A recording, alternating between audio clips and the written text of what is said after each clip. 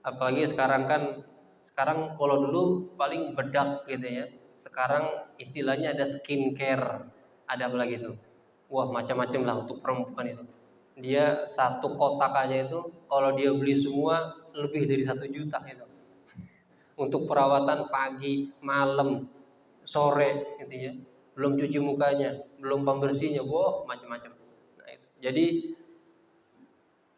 dari zaman Nabi, ya, aturan wudhu dan aturan tayamum itu sama. Dulu zaman Nabi perempuan tidak begitu seperti hari ini gitu ya. Make upnya banyak bermacam-macam, kadang-kadang sampai tebel-tebel berapa senti gitu ya. Kenapa sampai sekarang ini masih sangat relevan gitu. Kenapa? Karena ajaran-ajaran atau aturan-aturan dalam agama Islam itu sudah dibentuk sedemikian rupa bahwa dari zaman Nabi sampai hari kiamat aturan itu akan tetap dan terus bisa digunakan. Ya. Ini salah satu termasuk ya mukjizatnya Nabi Muhammad SAW yaitu Al-Quran, bahwa dari zaman Nabi Muhammad sampai nanti hari kiamat Al-Quran akan terus menjadi pedoman umat Islam.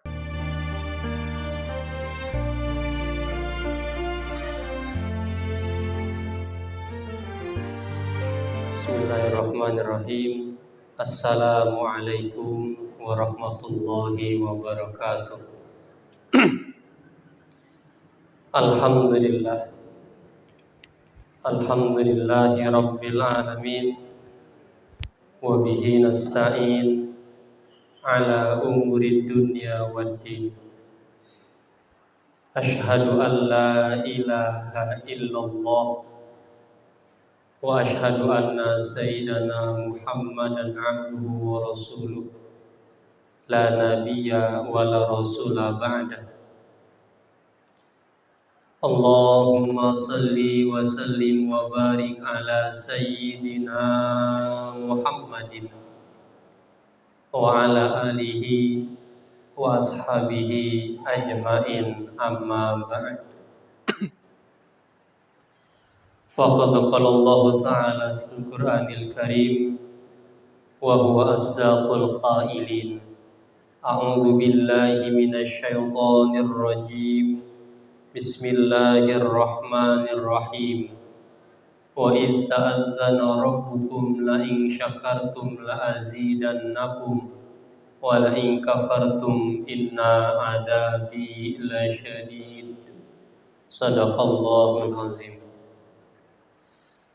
Alhamdulillah, segala puji serta syukur kita kepada Allah Subhanahu wa taala bahwa detik ini, saat ini kita masih terus diberikan limpahan nikmatnya, tentu iman, Islam, sehat walafiat, kesempatan, bahwa dengan nikmat-nikmat tersebut kita bisa menjalankan kewajiban kita sebagai umat Islam, utamanya yaitu adalah thalabul ilmi faridatun ala kulli muslimin. Menuntut ilmu itu wajib bagi kaum muslimin, baik ilmu agama ataupun ilmu umum.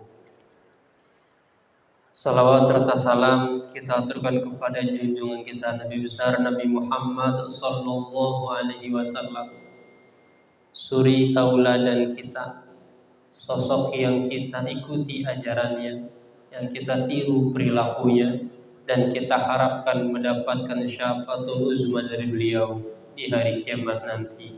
Amin amin ya rabbal alamin. Yang saya hormati Ketua RW di lingkungan RW 12 Bapak Haji Mulyadi beserta jajarannya, mudah-mudahan disehatkan badannya, dipanjangkan umurnya, dan keluarganya menjadi keluarga yang sakinah mawaddah warahmah. Berikutnya yang saya hormati seluruh DKM Masjid, mobil khusus di lingkungan RW 12, Masjid Jami An-Nur, Masjid Jami Hidayatul Rahman, dan Masjid Jami At-Taqwa.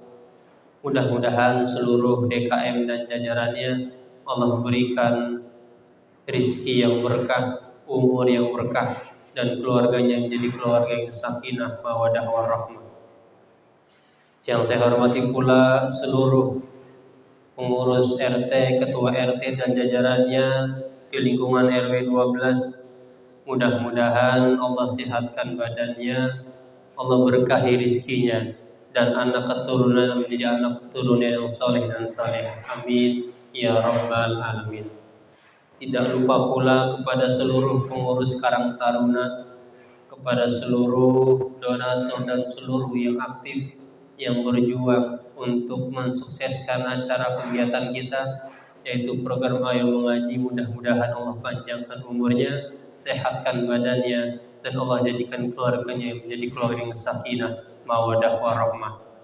Wabil khusus kepada para remaja putri yang salehah, mudah-mudahan Allah berikan ketekunan dalam belajar, Allah jadikan menjadi anak yang salehah, yang berbakti kepada kedua orang tuanya, dan dengan itu semua mudah-mudahan bisa menggapai cita-citanya. Amin, amin ya rabbal alamin. Mari kita mulai pengajian pada pagi hari ini, diawali dengan kita membaca salawat bersama-sama dulu. Salawat Bushra, sudah tahu ya? Insyaallah kita baca bareng-bareng. Allahumma salli wa sallim wa barik alaihi wa ala alihi. Allahumma salli wa sallim ala sayyidina Muhammadin sahibil busyra, salatan tubashiruna biha wa ahlana wa auladana wa jami'a masyaikhina wa muallimina wa talabatana wa talibatina min yaumina haza ila yaumil akhirah.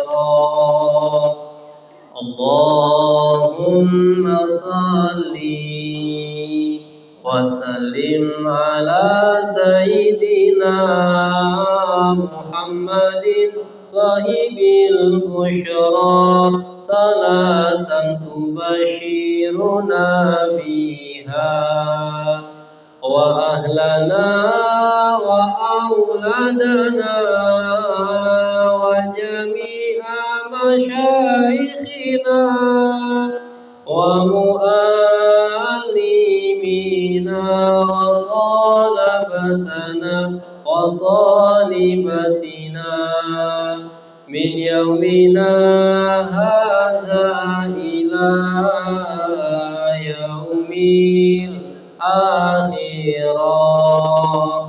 Allahumma salli wa sallim ala sayyidina Muhammadin sahibil busyra, salatan tubashiruna biha wa ahlana wa auladana wa jami'a masyaikhina wa muallimina wa talabatana wa talibatina min yaumina haza ila yaumil akhirah.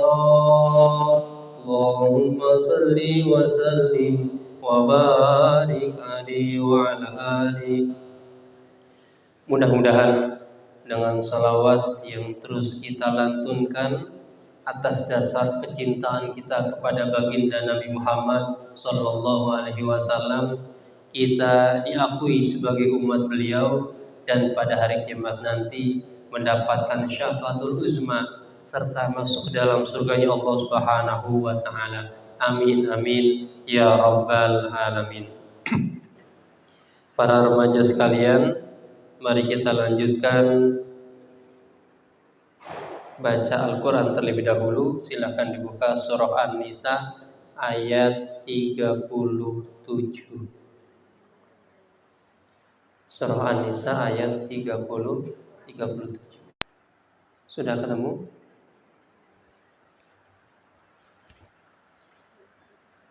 Al-Fatihah. A'udzu billahi minasy syaithanir rajim. Bismillahirrahmanirrahim. Alhamdulillahi rabbil alamin. Ar-Rahmanir Rahim. Maliki yaumiddin. Iyyaka na'budu wa iyyaka nasta'in. Ihdinas siratal mustaqim. Siratal ladzina an'amta 'alaihim ghairil maghdubi 'alaihim waladdallin. Amin. Bismillahirrahmanirrahim. Alladzina yabkhaluna wa ya'muruna an-nasa bil bukhli wa yaktumuna ma atahumullahu min fadlihi wa a'tadna lil kafirina 'adaban muhina.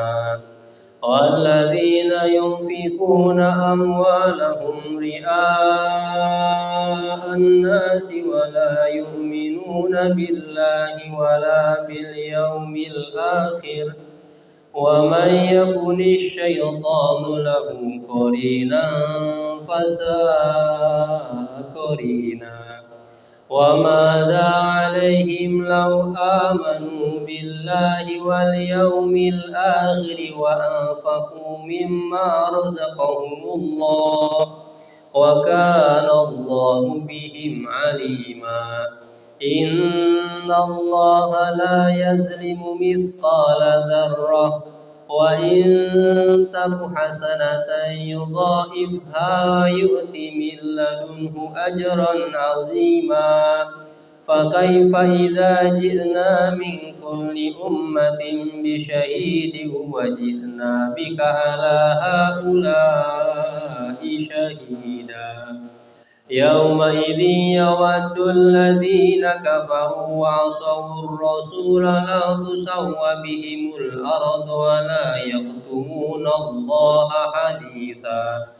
يا أيها الذين آمنوا لا تقربوا الصلاة وأنتم سكارى حتى تعلموا ما تقولون ولا جنبا إلا عابر سبيل حتى تغتسلوا وإن كنتم مرضى أو على سفر أو جاء أحد من الغائط أو لامستم النساء فلم تجدوا ماء فتيمموا صعيدا طيبا فامسحوا بوجوهكم وأيديكم إن الله كان عفوا غفورا.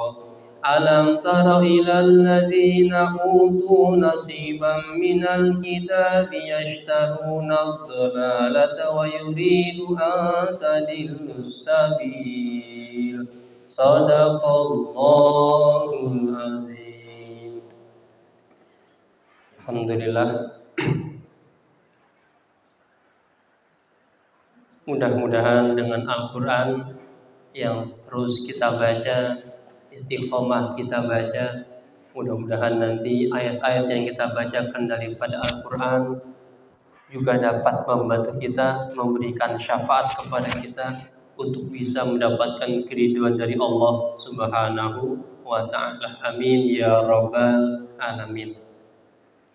Mari kita lanjutkan sedikit pembahasan yang sudah dimulai, bahwa kita masih dalam tema toharoh, artinya tema bersuci.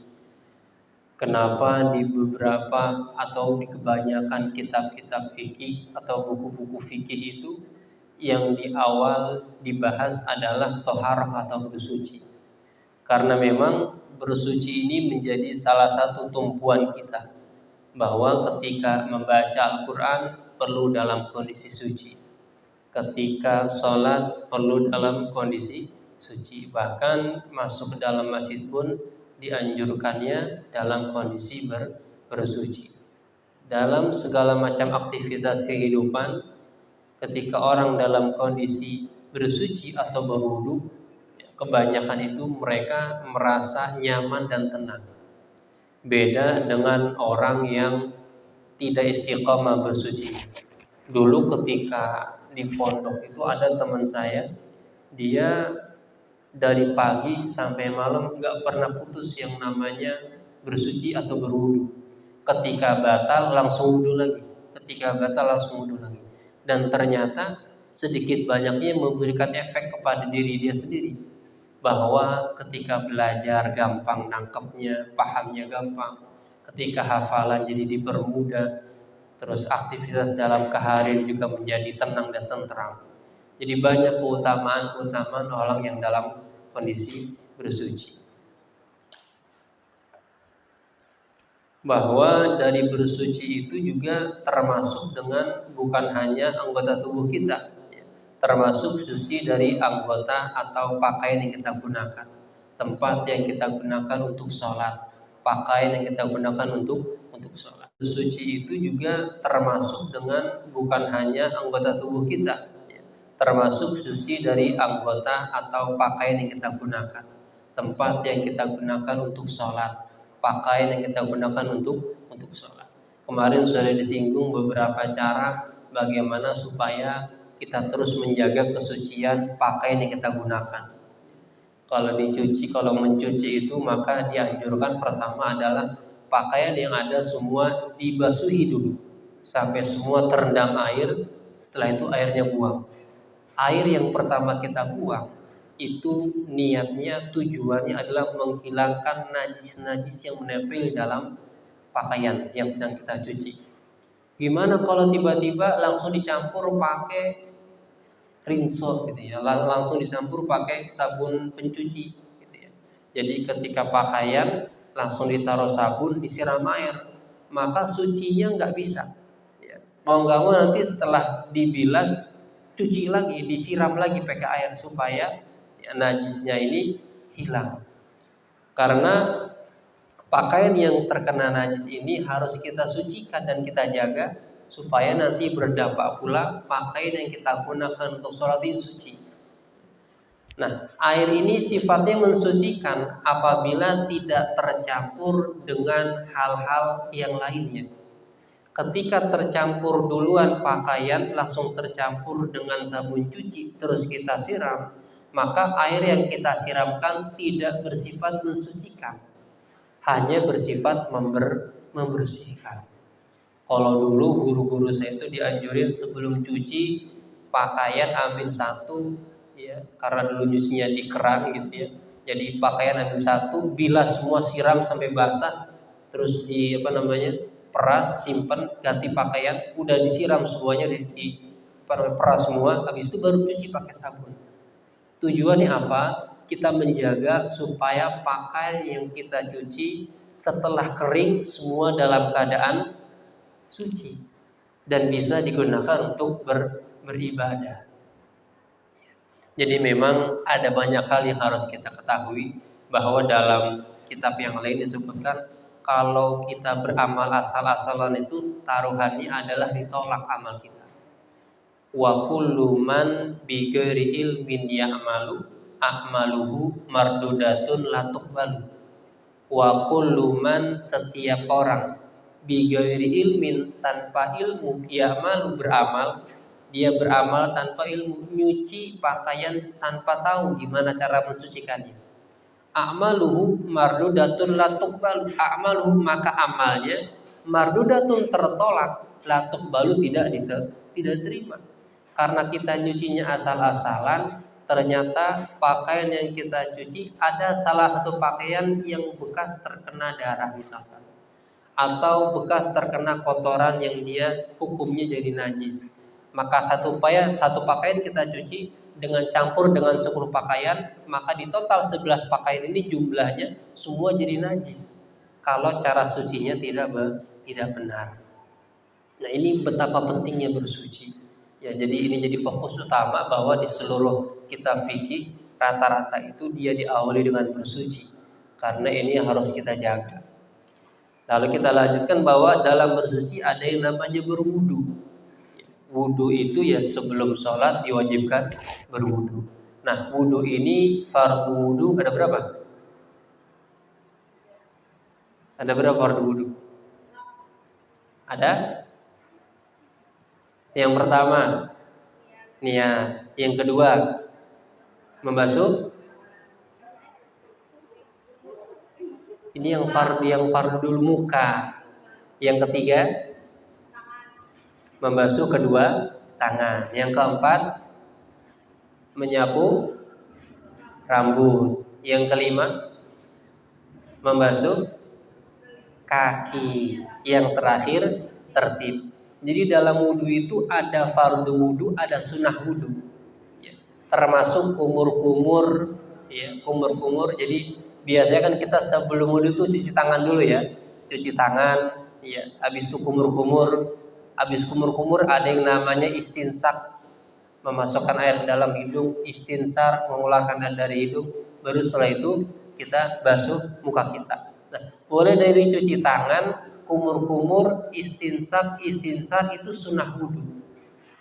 Kalau katakanlah waktu komatnya masih panjang, kita wudhu sempurna, full semua, alangkah lebih baik. Tapi kalau ternyata ketika sampai masjid imam sudah takbiratul ihram, Allahu Akbar. Kalau kita paksakan wudhunya, cuci tangan dulu, kumur-kumur dulu, ya, istinsar dulu, maka khawatirnya kita nggak kejar jamaahnya. Jadi kita bisa nanti jadi makmumah telat satu rakaat. Maka kalau begitu kita basuh yang wajib-wajibnya saja, ada 6 tadi. Ya. Fardu wudu ada 6. Yang pertama membasuh atau pertama adalah niat. Yang kedua membasuh muka. Nah, niat di mana tempatnya? Dibaca biasanya niat sebelum wudu apa ketika membasuh? Ketika membasuh. Bacanya di mana? Di dalam hati.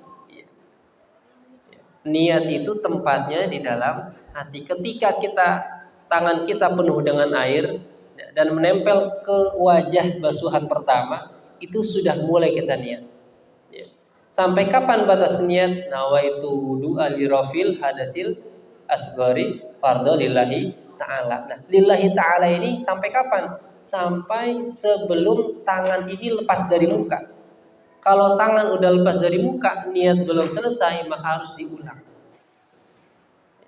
Jadi basuhan pertama itu wudu'a li rafil hadasil asghari fardhu lillahi ta'ala. Selesai semuanya, baru lepas tangannya.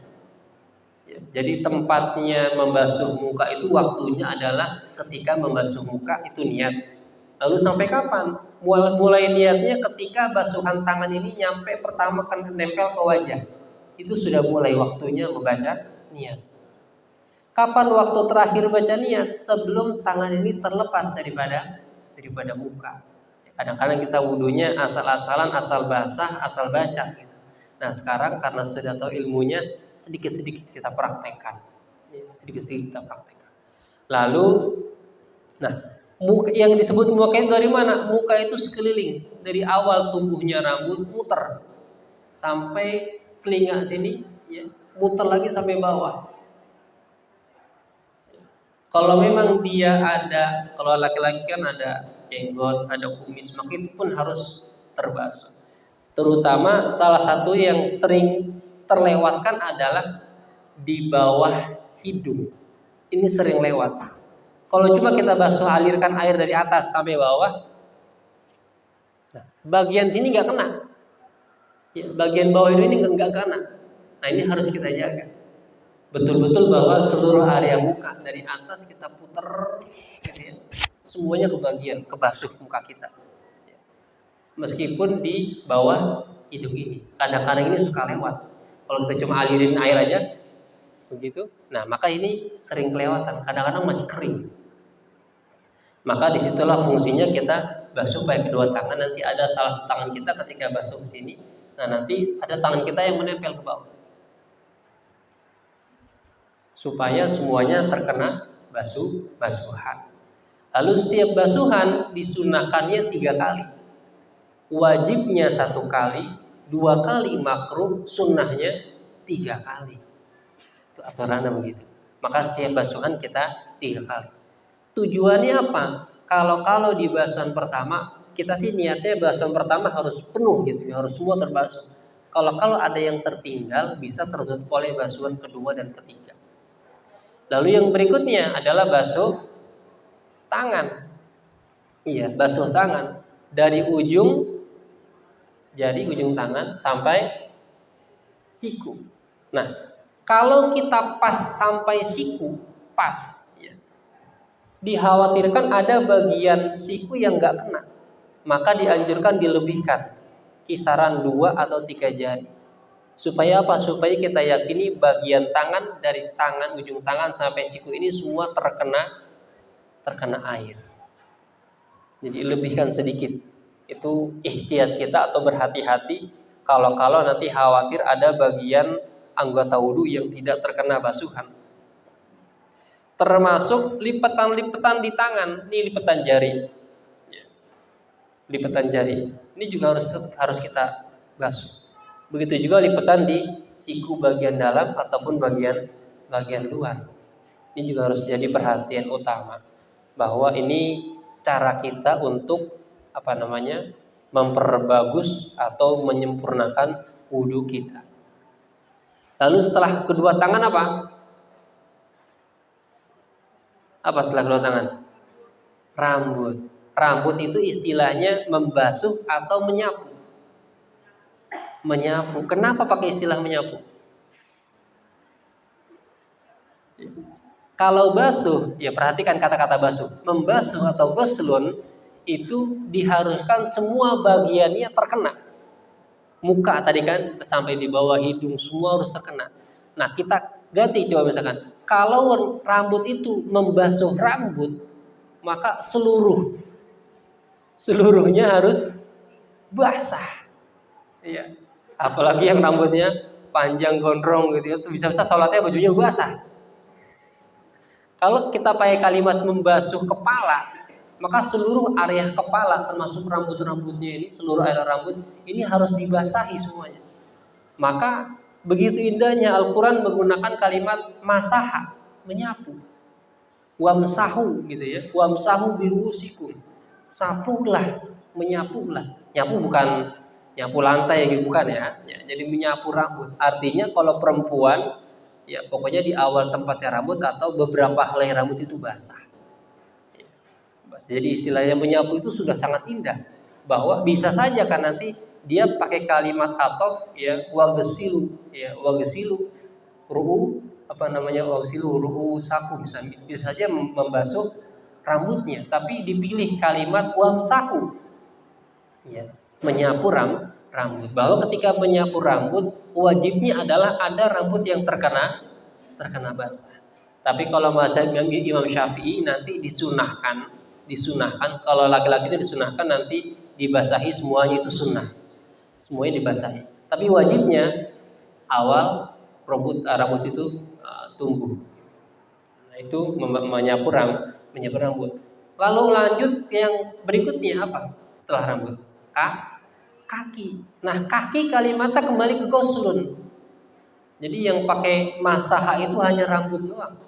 Kaki kembali ke ghuslur rijlain ilal ka'bain. Ya. Membasuh kedua kaki sampai mata kaki, dari ujung kaki sampai mata kaki. Nah, mata kaki ini pun dianjurkannya dilebihkan kira-kira 1 atau 2 jari.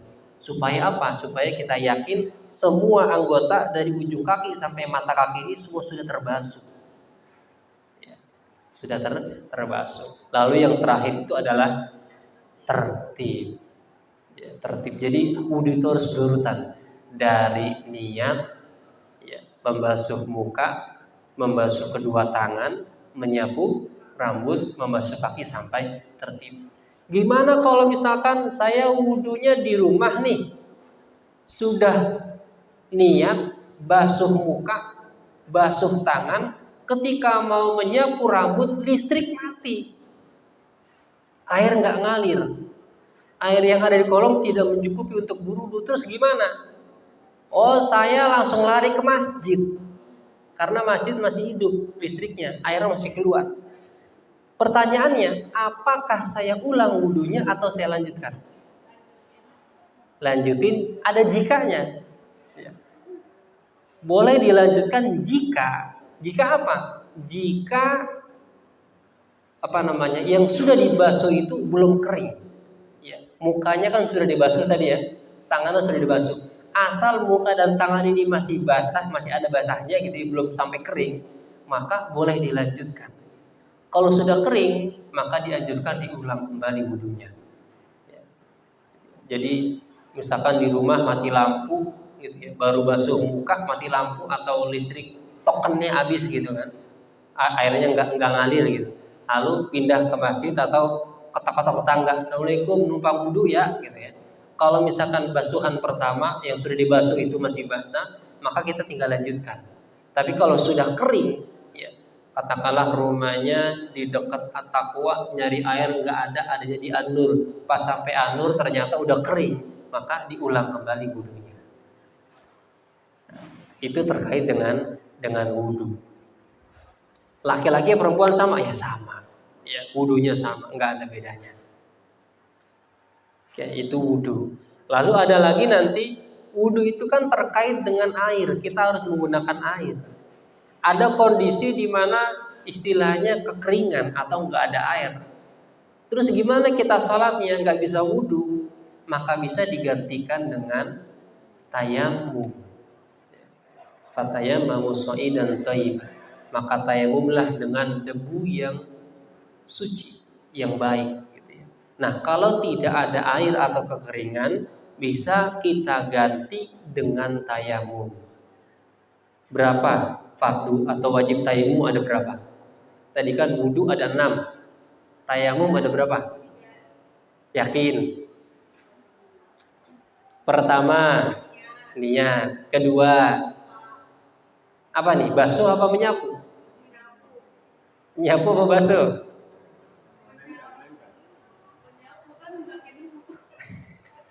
Ya, istilahnya menyapu ya, istilahnya. Kalau mau basuh kita genggam tanah, bus.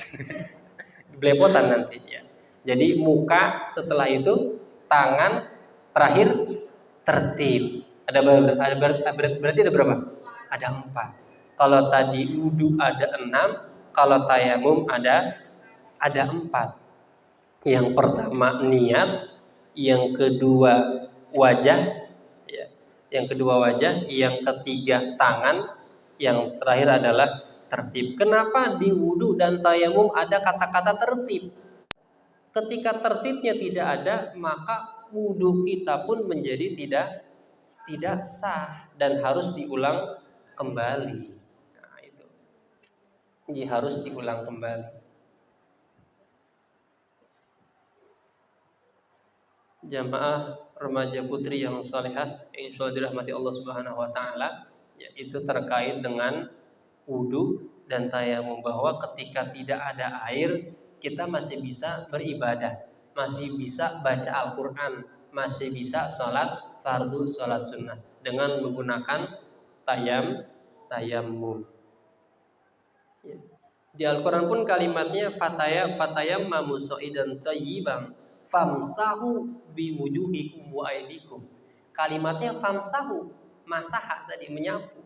Coba kita bayangin kalau kalimatnya fagsilu wujuhakum, debu kita genggam terus kita kasih ke muka, yang ada mukanya belepotan, udah pakai make up, udah pakai lipstick gitu, udah pakai bedak, terus ditambah lagi dengan debu, luntur semuanya, hilang semuanya. Nah, itu.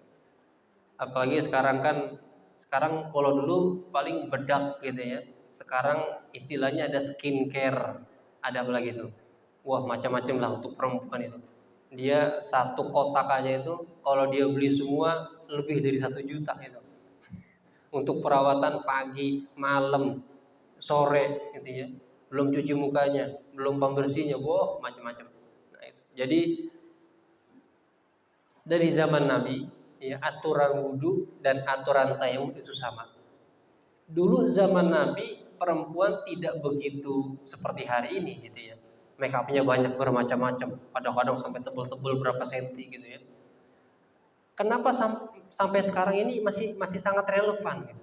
Kenapa? Karena ajaran-ajaran atau aturan-aturan dalam agama Islam itu sudah dibentuk sedemikian rupa bahwa dari zaman Nabi sampai hari kiamat aturan itu akan tetap dan terus bisa digunakan. Ya. Ini salah satu termasuk ya mukjizatnya Nabi Muhammad SAW yaitu Al-Quran. Bahwa dari zaman Nabi Muhammad sampai nanti hari kiamat Al-Quran akan terus menjadi pedoman umat Islam. Kalau kita lihat zaman-zaman Nabi sebelum Nabi Muhammad, ada yang mukjizatnya menghidupkan orang meninggal. Ada yang mukjizatnya membelah lautan. Mukjizat itu hanya kita lihat saat itu. Ya, ketika membelah lautan saat itu dilihat. Ketika menghidupkan orang meninggal saat itu dilihat. Tapi saat ini udah nggak ada. Kita udah lewat, nggak bisa kita saksikan lagi. Kecuali sekarang belah lautannya pakai teknologi, nah itu udah beda lagi. Gitu. Jadi ini salah satu mukjizat Nabi Muhammad yang sangat luar biasa berupa Al-Quran. Kita patut syukuri bahwa sampai saat ini keluarga kita, sanak famili kita, di sekolah, di pengajian, kita masih membaca lantunan ayat-ayat Al-Quran. Itu suatu yang sangat istimewa. Dan jangan sampai kita sia-siakan. Jangan sampai Al-Quran yang di rumah hanya sekedar menjadi pajangan. Habib